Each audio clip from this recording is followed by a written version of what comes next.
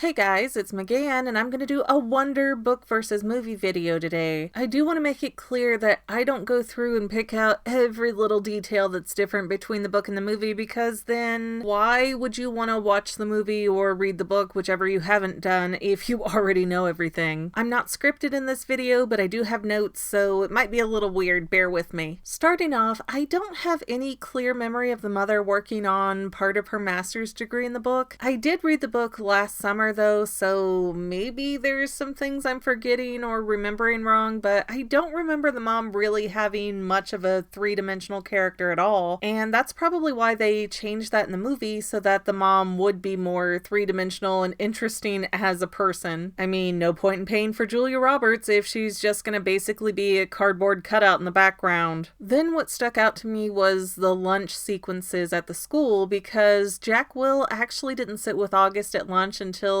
Jack had a falling out with the other boys, and they explained that as Jack Will really kind of wanted some time where he was more than just the friend of the deformed kid. So like lunch and recess were his kind of time to be normalized, I guess you'd put it. And it was actually Summer with August from the beginning of the school year that sat with Augie at lunch. Next, the Daisy story arc got beaten around quite a bit. They cut out the story of getting Daisy in favor of the farty nurse story, which they could have easily put at the start of the film while showing August's birth, and they didn't show the family get the new puppy. The point of Daisy's whole story arc, as I saw it in the book, was to show August learning he could move on and that he could open up his heart even after it was broken. So it's like, why even bother putting the dog in the movie with the way they had it, let alone her death scene? Then there's the part where Julian's family was having a falling out with the school principal, and they say like, oh, well, we just won't be back next year, or however it was they phrased it, and none of that was discussed in the book. Well,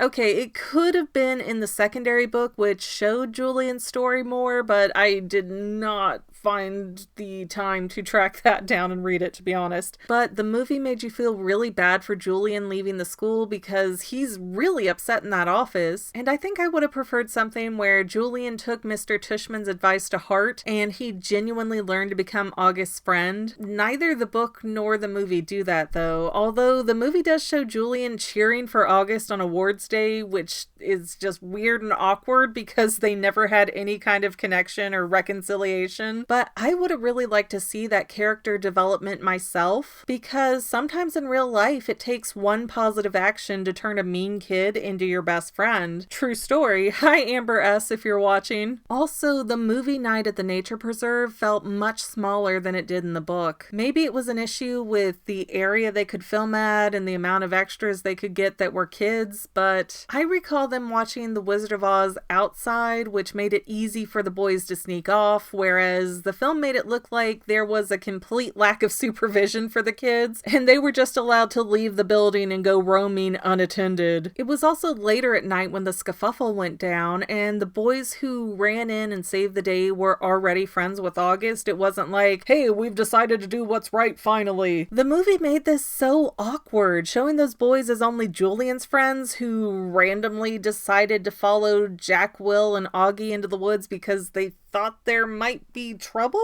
It didn't make sense. In the book, Augie made several friends at school due to their mutual interest in the same game, and I want to say that was D&D, but I might be mistaken. So again, this big, oh yeah, we kind of like Augie now, why not? It just played out weird. It didn't really fit with how it had built in the book over time. And I understand movies have, limitations and time issues, so they can't put everything from the book in the movie, and then the directors and writers all have their own vision to fight out. But the movie does show Augie getting more friends at school, so I mean, it seems like they could have fit in a montage sequence that featured him playing with those boys too. I was also really remiss that Jack Will did not explain why he said he'd kill himself if he looked like August. I know the adults who watch this probably easily get the impression that Jack Will just wanted to fit in with Julian and his crowd, but I feel like it would have benefited the kids watching this movie to kind of of see that it's not always easy to be friends with the unpopular kid. And that's where Jack Will's explanation, along with him not sitting with August at lunch during the beginning of the school year, it all kind of shows this picture of that it wasn't that Jack Will was bad, it's just that it can be a lot to take on somebody else's problems. Gosh, I feel like that sounds really bad. I feel like I'm painting Jack Will in a bad light. But basically, I feel like those two places missed an opportunity to show Jack Will as a real kid who messed up due to kid logic and kid problems. I mean, it's not easy being unpopular, especially if you were relatively popular before. So it's like a real issue for him. Like, I sympathize with him there, and I wish the movie would have done more to do that too. Finally, I wish we could have seen Via and Miranda actually make up on screen. Miranda's motives for letting Via be Emily in the play came off as pretty clear, at least to me as an adult, but the girls don't resolve anything between each other. They don't have a conversation, they don't hug, they don't hash it out, they don't show them as friends down the road. And not only is that bad for the girls, it's really bad for Miranda because she didn't get to rejoin with her second family that she was clearly desperate to get back in with. Instead, Miranda was kind of like the Phantom of the Opera, just pulling strings behind the scenes going, ah ha ha, my plan has worked out now. I mean, those girls clearly care about each other. Don't love her from afar. Go give that girl a hug. You guys need to be friends. Anyways, those are my big bullet points for the Wonder book versus the Wonder movie. Feel free to go to the comments and add in the things I didn't talk about. And for those of you who haven't read Wonder or haven't watched the movie, I recommend that you give it a try. It's fun, it's sweet, it's caring, and then you can join in with this discussion. Well, that's all I have for now, but this video's not quite over yet. I get a lot of comments that say, do a theory on this topic, but I've already done those theories. So please consider going to my main channel page and clicking on the video tab so that way you can see everything I've done. You will probably find a lot of things you like that you never even knew that I posted. I want to let you know that I also have two other channels, Say Halo Goodbye Gaming and the Fanily Family Vlogs. Thank you so much for watching, and I hope you enjoyed enough to hit subscribe and share. I can use all the help I can get to let other people know that this channel exists. And if you made it this far, leave me a comment that says something like, hey, I made it to the end, and then let me know what kind of videos you want to see in the future. I can't make any promises, but the more people that request something, the more I can look into it. Okay, well, I love you. I'll see you in the next video.